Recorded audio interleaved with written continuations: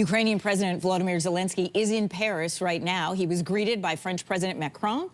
This trip is aimed at shoring up European support as the peace talks continue.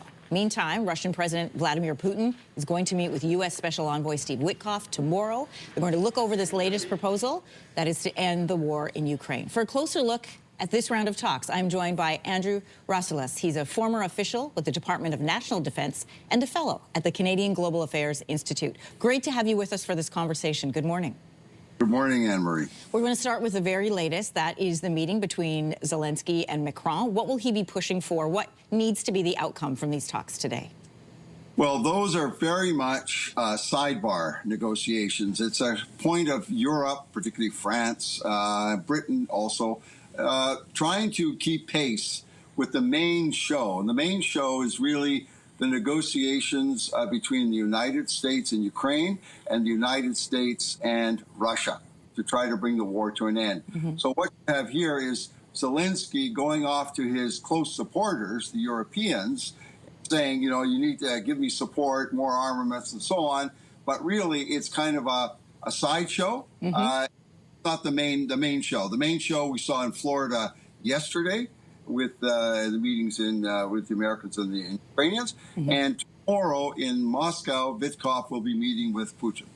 Let's talk about Florida then. Zelensky has called parts of this original U.S. 28-point plan sensitive. Those include land and security. U.S. Secretary of State Marco Rubio and U.S. Special Envoy Steve Witkoff met with the delegation Sunday to work out some of the details. I'm going to play a little bit of Rubio's take on those before we come back.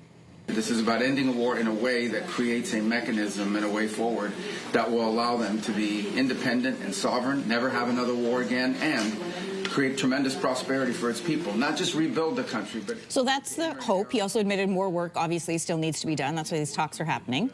Witkoff is going to be in Moscow, we know, for talks with Putin tomorrow. So what are they taking with them to Moscow? And then what needs to come out of those conversations? Yeah, so the two key points here for both sides is on the one side, the disposition of the territory that Russia occupies, and on the other side, it's the security guarantees for Ukraine after the war is concluded. Yeah. So on the territorial side, there is the very controversial element of will the Ukrainians agree to withdraw from what's called the fortress belt in Donetsk? This is what the Russians are demanding so that they occupy the whole Donetsk area. It might be a demilitarized zone, for example. On the security side, the Russians are adamant that no security guarantee directly from NATO to Ukraine. So basically, the alternative options are perhaps bilateral security guarantees that may be legally binding, may involve the United States.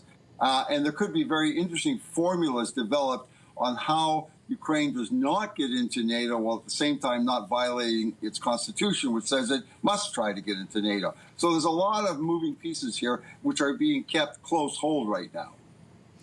In the meantime, while the talks are happening, Russia has continued to pummel Ukraine with hundreds of drones, ballistic missiles. The fighting continues. How much pressure is Zelensky facing on the battlefield and politically from his own people right now? Yeah, Zelensky is facing very heavy pressure. So on the battlefield, we can, I think, say objectively that Russia is prevailing. They are winning. They're winning slowly, but nevertheless, they are winning. Ukraine is losing territory basically every day. Now, politically, domestically at home, that corruption scandal that Zelensky has undergoing now about 2 ministers leaving, his chief of staff leaving because of graft over energy deals.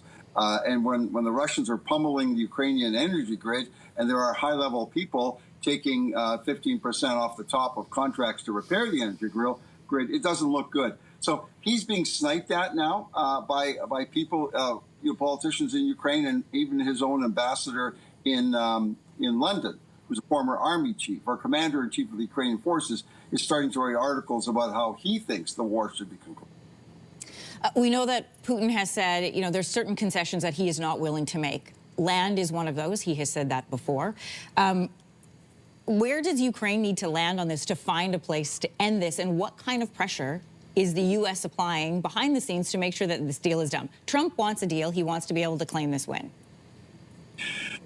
For the Russians, the carrot, you can say, that the Americans could bring is relief of sanctions, restoration of the frozen assets that Russia that's being held, let's say, in Belgium.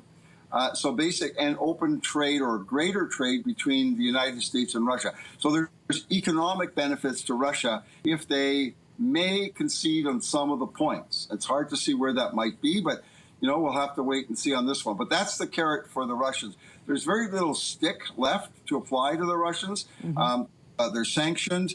The weapons are, basically they're getting all the weapons they can use. So that's really not the stick. There's not much stick to leverage on the Russians, but there is some carrots. And that's a question of the Russian appetite to relent on some of their maximalist objectives. And it would be not major relenting, but there could be some minor adjustments in return for economic gain.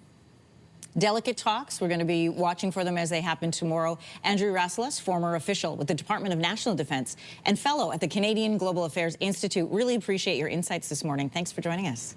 You're very welcome, Anne-Marie.